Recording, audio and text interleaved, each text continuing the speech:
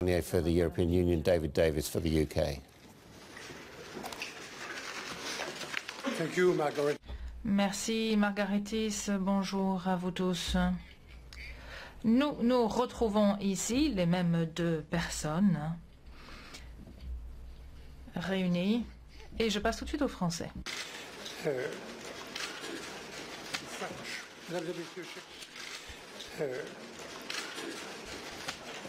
Mesdames et Messieurs, cher David, le discours de Theresa May à Florence a donné un élan à cette négociation. This week, qui en avait besoin. we worked in a constructive spirit and we clarified certain points without, however, making any great steps forward. We still have a common goal. We're determined to reach an agreement on the withdrawal of the United Kingdom, an orderly withdrawal, and we wish to outline together the framework of our future relationship when the time comes. And that, on behalf of the Union, is what President Donald Tusk said 3 days ago, very clearly. So that is the perspective for these negotiations. We share the same objectives. We want to protect the rights of all citizens who are affected by withdrawal. We want to preserve the peace process in Northern Ireland and cooperation on the island of Ireland, and we want to honour, all 28 should honour the commitments entered into by the 28.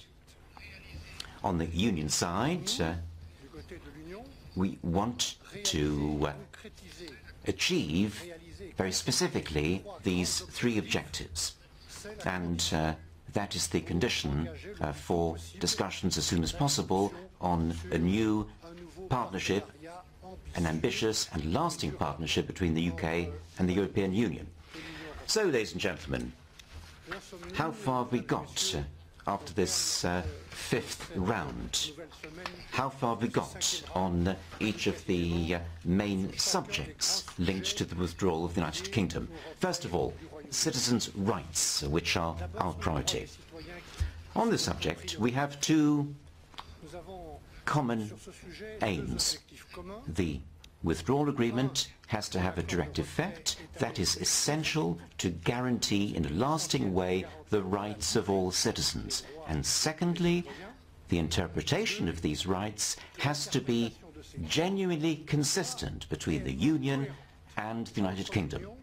On these 2 points, we're continuing to work on the specific instruments and mechanisms which should give practical effect to this intention, which implies, as you know, the European Court of Justice. Now, there are still disagreements, on the other hand, about family reunification and the export of social security benefits after Brexit. These are things which we want. For example, let me illustrate the point I've just made. It's important for any European citizen residing in the United Kingdom to be able, in 10 or 15 years' time, to bring his parents where he's living, just as that will be the case for UK citizens in the Union. And similarly, a European citizen who spent 20 or so years working in the UK should be able to return to the Union, to one of the countries of the Union, with his disability pension in the same way, under the same conditions as British citizens living in the Union. And finally, I come to an important point. This is important to us, to the Member States of the Union. The UK has informed us of its intention of introducing a simplified procedure enabling the citizens to enforce their rights, and we shall study carefully the practical details of this procedure, which I really believe has to be simple for citizens. On Ireland, ladies and gentlemen, this week we advanced on the joint principles on the continuation of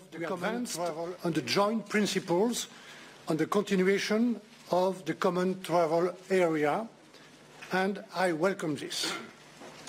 We continued our intensive work on mapping out areas of cooperation that operate on a north-south basis on the island of Ireland.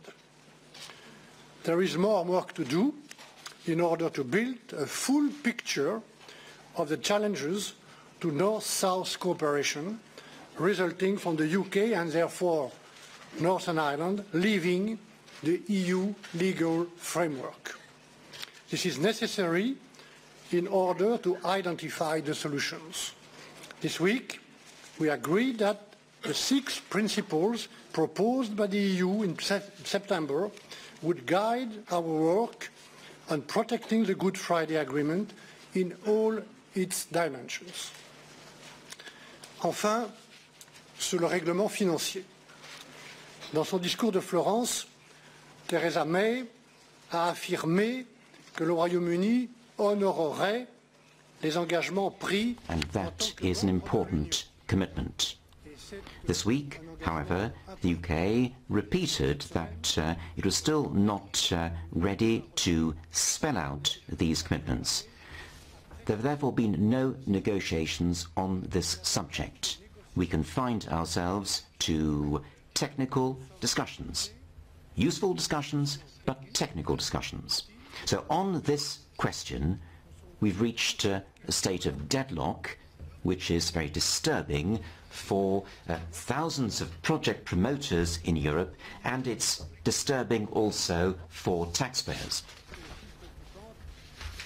Ladies and gentlemen, I have set out a stock-taking of our work on the 3 main subjects. On this basis, I am not able, in the current circumstances, to propose next week to the European Council that we should start discussions on the future relationship.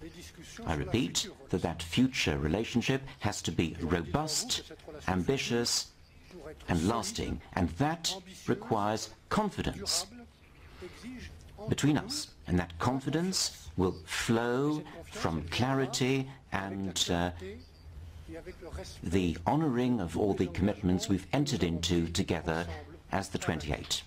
And before I conclude, let me just make one comment. At one of the last press conferences, one of you asked me when the European Union would be ready finally to make concessions. We are not asking the British to make concessions. The agreement we're working on will not be built on concessions.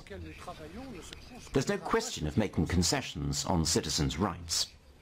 There's no question of making concessions on the peace process in Ireland. And as regards the financial settlement, there's no question of making concessions on thousands of European investment projects throughout Europe. Think of all the men and women behind these projects. These are complex and difficult negotiations. We have shared objectives, as I recalled, and we have shared obligations. We also have shared duties, and we shall succeed only with shared solutions. That is our responsibility. To conclude, I've been saying this ever since the Florence speech. There is a new momentum, and I remain convinced today that with political will, decisive progress is within our grasp in the next 2 months. And along with David Davis, we've agreed on various meetings between now and the end of the year. My responsibility as a negotiator on behalf of the Commission of the European Union And with the confidence of President Juncker, my responsibility is to look for ways of making this progress, complying strictly with the conditions laid down by the European Council on the 29th of April, and it did so unanimously. That is my mandate, and I shall abide scrupulously by that mandate. And I shall work in close conjunction with the European Parliament, which adopted a resolution by a huge majority on 2 occasions. So that's what I intend to say next week in the European Council. Thank you for your attention. Thank you, Michel. Ladies and gentlemen. Thank you, Michel. Ladies and gentlemen. At the last round of talks, we spoke of a new dynamic, and Michel has referred to that. And our negotiating teams have continued to work constructively together in a professional and determined manner this week. And they've developed, as Michel says, an increased sense of shared political objectives. Now, while there is still work to be done, much work to be done, we've come a long way. And it's important to recognise the significant progress we've made since June. Let me, as Michel did, take the issues in turn. On citizens' rights, we've made further progress to give British citizens in the EU and EU 27 citizens in the UK the greatest possible legal certainty about the future. Our legal orders will, in the future, be distinct and different. So this week we explored ways of making sure the rights we agree now will be enforced in a fair and equivalent way, and in a way that gives citizens confidence that their rights will be upheld. We've also explored ways in which we could fulfil the Prime Minister's commitment to implement the withdrawal treaty fully into UK law, which would give confidence to EU citizens living in the UK they'd be able to enforce their rights, as are set out in the agreement, in UK courts. And we've discussed ways of ensuring a consistent interpretation of the concepts of EU law that will underpin much of our agreement. And while we have not yet arrived at a single model that achieves this, we've explored creative solutions and are confident we'll reach an agreement soon. We've also focused this week on the other remaining issues on which we've not yet arrived at a solution, and Michel referred to a few of them. But these are the right to bring in future family members, to export a range of benefits, to continue to enjoy the recognition of professional qualifications, to vote in local elections, to move within the 27 as a UK citizen, and to leave for a prolonged period and yet continue to enjoy a right to remain, a permanent right of residence on return. These issues are not easy, but we've approached them with a shared spirit of trying to find solutions, and both teams will now reflect further on that. We're taking a pragmatic approach, as demonstrated by our offer of a guaranteed right of return for settled citizens in the UK in return for onward movement rights of UK citizens currently living in the EU. We look forward to hearing the European Union's response to this. I want to highlight one particular productive area of our talks this week. And I recognise there has been some anxiety about EU citizens' rights to settled status in the United Kingdom. But today I can confirm that we want to reassure those European citizens living in the UK that their rights and status will be enshrined in UK law by the withdrawal agreement. And yes, there will be a registration process, but the administration process will be completely new.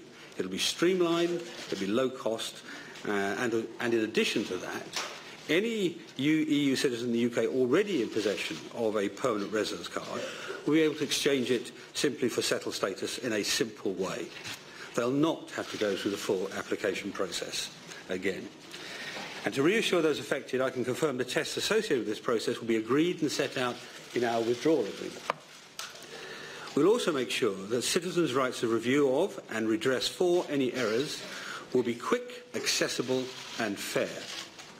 I'll set out a position on ensuring citizens' rights, future rights, in a statement for the Commission, which they can share, a written statement, which they can share with the European Union 27.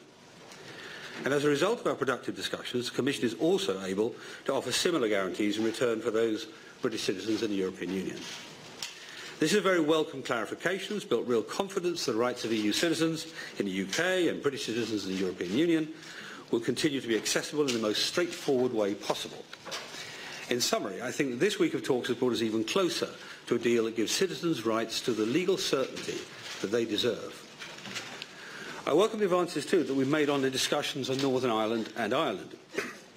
This week we developed the joint principles on the continuation of the common travel area.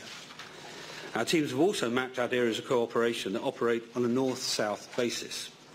As Michel said, there's more work to do here in order to build a fuller picture of how we overcome the challenges to north-south cooperation once the UK has left the European Union.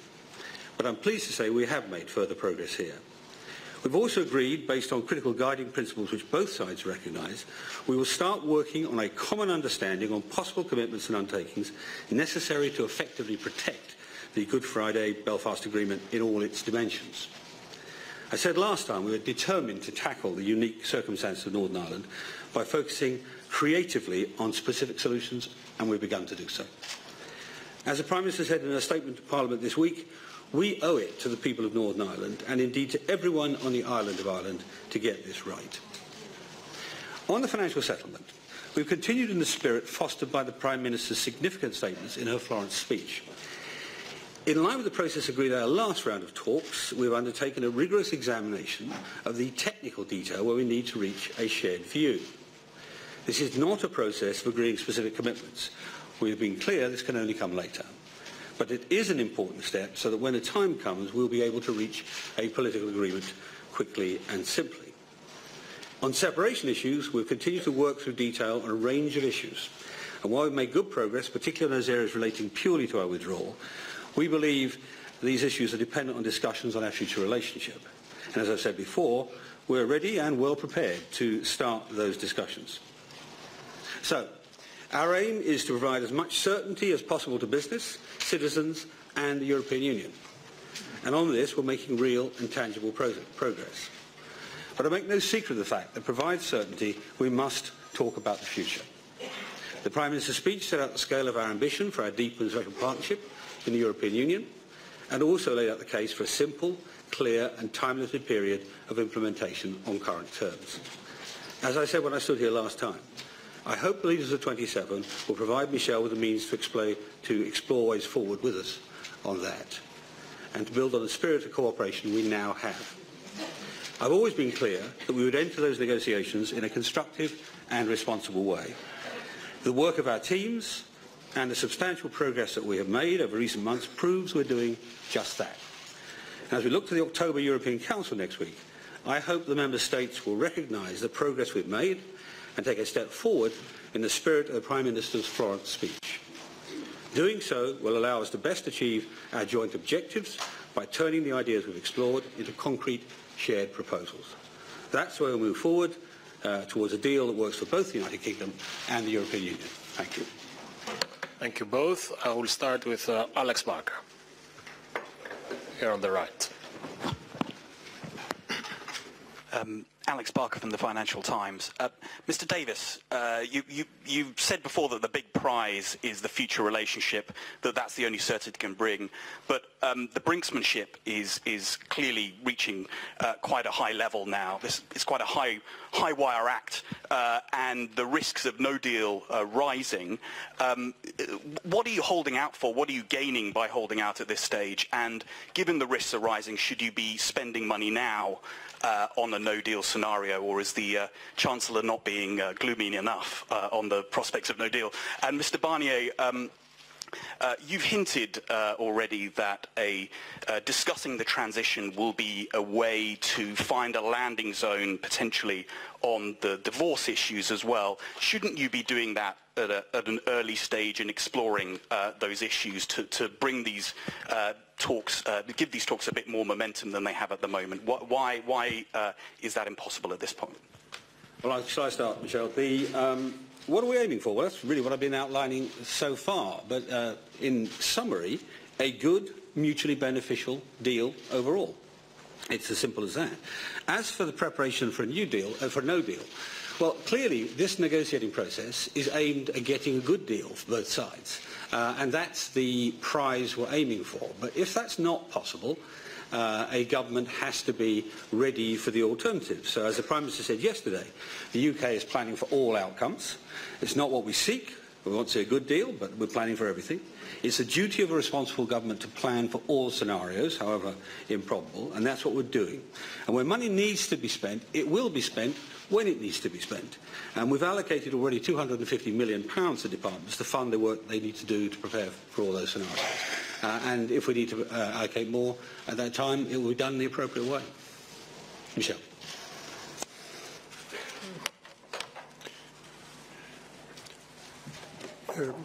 If I may, on the first point, the risk of a no deal. A no deal will be a very bad deal. Huh?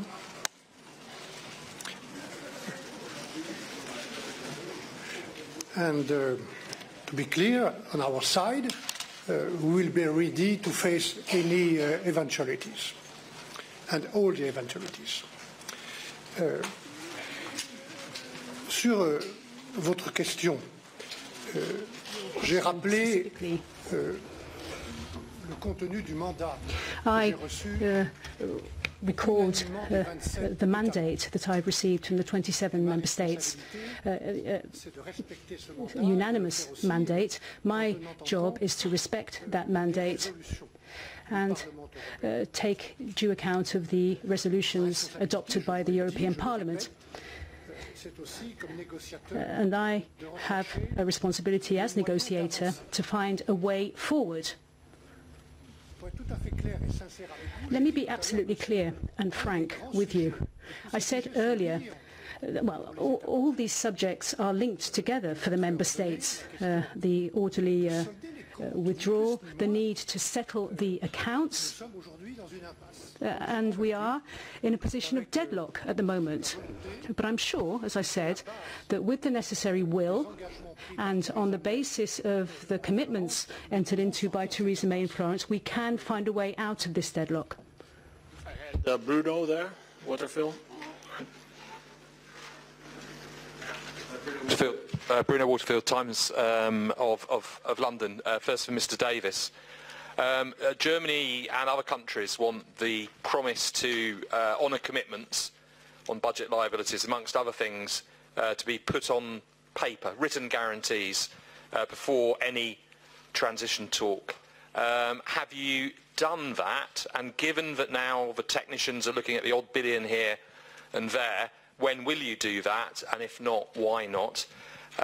Mr. Barnier, Mr. Davis has just said that he's looking forward to hearing your response to a guaranteed right of return for European nationals, subject to addressing the question of onward free movement for UK nationals. He hasn't heard that response yet. Have you accepted the offer on that particular part of the dossier, or is it that your mandate is too restrictive for you to be able to do that? And will you again be asking co-repair tomorrow for a looser mandate enabling you to do a scoping exercise, which I believe is a technical term, on transition arrangements before you meet the sufficient progress threshold? I can answer very briefly. We're not doing the negotiation here, Bruno, on this podium, so I won't be going through that aspect. And I'm not aware, frankly, of any German government proposals to it, but well, I've already explained in some detail what I've said already, what we're doing. Sur le point de la liberté de circulation. On the question of free movement throughout the European Union, throughout the internal market for British citizens after Brexit, you imply that my mandate is too restrictive. No, it's precise. It's precise as regards sequencing in particular. To make a success of the negotiations, we've got to do things in the right order. That is a condition of success. If we mix everything up, there are risks. I've said this several times, and I repeat it today. So to succeed, I want things to be taken in the right order. In this first part of the negotiations, we're dealing with subjects which have to do with citizens. We're dealing with rights acquired up to the date of Brexit, and we're dealing with life choices made by citizens up to the day of Brexit. So European citizens and UK citizens. I come to your question. Well, it remains on the table. Let me be very clear about that. It has to do with life choices which will be made by citizens after Brexit. So that question, I repeat, remains on the table. I'm willing to discuss it at the appropriate time. That time has not yet come. It's not part of the first stage of the negotiations. Oh, Mark Stone. Go on the right. Where's the microphone? There. Hello? Yes. Gentlemen, thank you very much. Mark Stone from Sky News. To Mr. Davis first, please. If we go back to first principles, you have consistently talked up progress through these past 5 weeks. You don't appear to have got much progress at all. The public were led to believe that this would be a relatively easy negotiation. We were told that the European Union would behave differently, that they'd be desperate to do trade deals. It doesn't appear to be the case at all. We're seeing businesses now, both in the UK and on the continent, beginning to enact their contingency plans. Citizens right across the continent continue to have no idea what their future will be. It looks very much as though Britain is losing this one. And for Mr. Barnier, you talk about the fact that no one needs to make concessions, sir. That doesn't really sound like much of a negotiation. One key concession, surely, on your part would be to loosen up the mandate to allow things to flow a little bit more smoothly. Thank you. Can I start? Well, first thing, I don't really recognise some of the circumstances you describe, but there we are.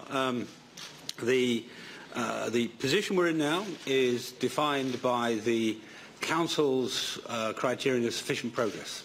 The next step in this process is the European Council in October, and clearly we would like them to give Michel the means to broaden the negotiation. It's up to them whether they do it. I think it's in the interests of Europe and the United Kingdom that they do. Michel. D'abord, puisque vous évoquez You mentioned the European Union's position on a free trade agreement.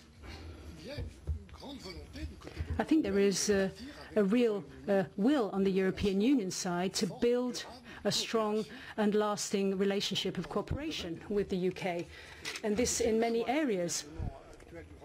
The present government of the United Kingdom has chosen to implement the exit of the UK from the European Union, but also the exit from the single market and the customs union. So when the time comes, we will talk about a free trade agreement, and we will be ready to do that whilst respecting the full integrity of the single market and the European Union's decision-making autonomy there.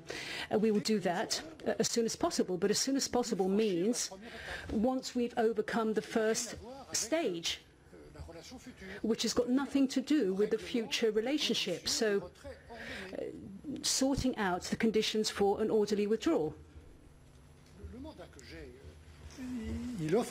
My mandate looks ahead to these different stages. So slowly but surely, over the next few weeks, I will explore the way forward. If there is the necessary will, I will explore ways of getting out of this deadlock we find ourselves in on the financial issues, with a view to making sufficient progress by the next European Council. Unfortunately, we're not at that stage now. Chris Morris.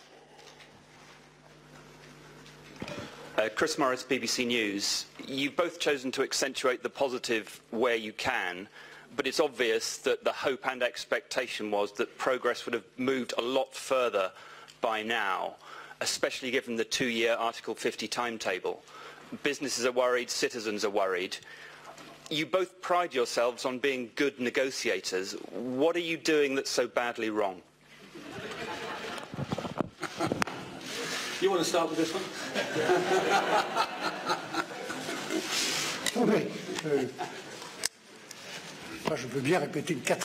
I'm willing to repeat for the 4th time what I've been saying since the beginning of this conference.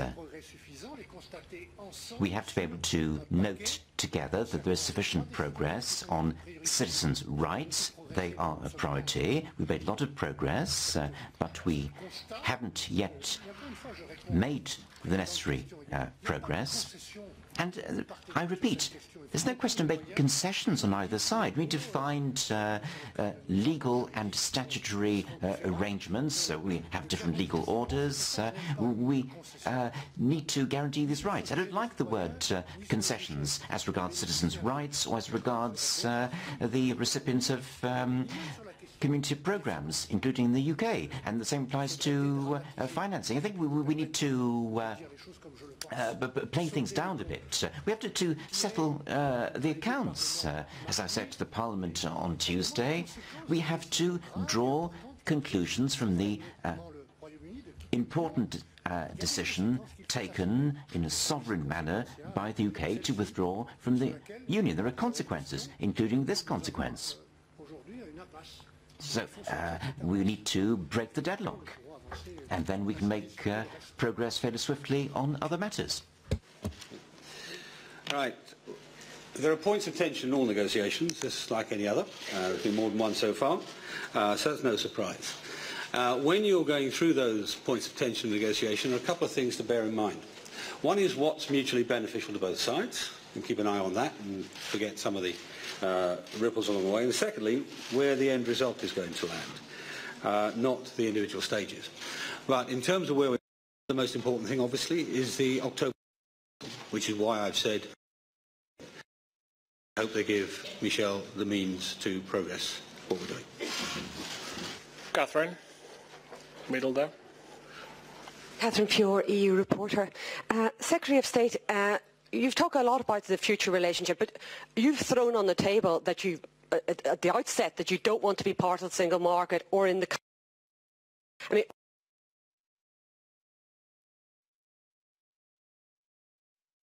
single market.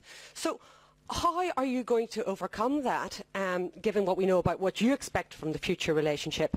And also, people have asked about the benefits. You've said that you don't see people, companies, being concerned about the situation. Well, I would ask you, Theresa May published an industrial strategy, or the beginnings of an industrial strategy for the UK.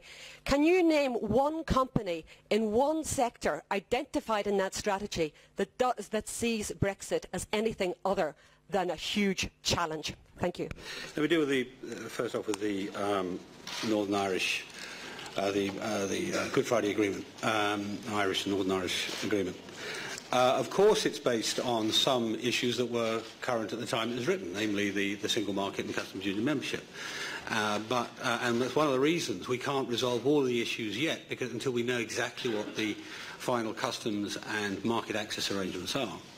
But when we do, we are convinced that we can get a solution which retains and underpins the Good Friday / Belfast Agreement. That is common to both sides in this negotiation. Both of us want to protect the peace agreement in Northern Ireland, and we will move heaven and earth to do so, and I think it's eminently possible.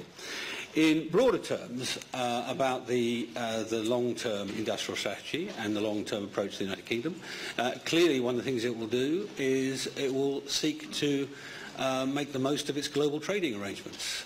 The European Union itself has said that 90% of world growth will come from outside the Union, and that is what we will be aiming ourselves at, and there will be many companies going from that. Thank you.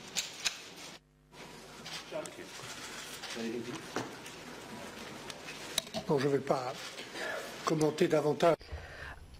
I don't really want to add to what I said earlier about Ireland.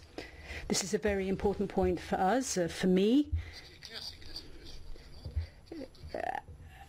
It's clear that the situation in Ireland is a unique situation, as the UK has recognised. So once we have made a common reading of the conditions, the elements and the consequences of the Good Friday Agreement and the common travel area, we then, on that basis, have to find specific solutions for this specific situation.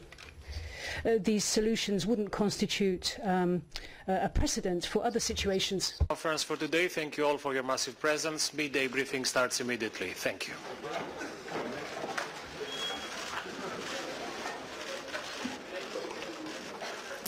Well, there we have it, Michel Barnier and David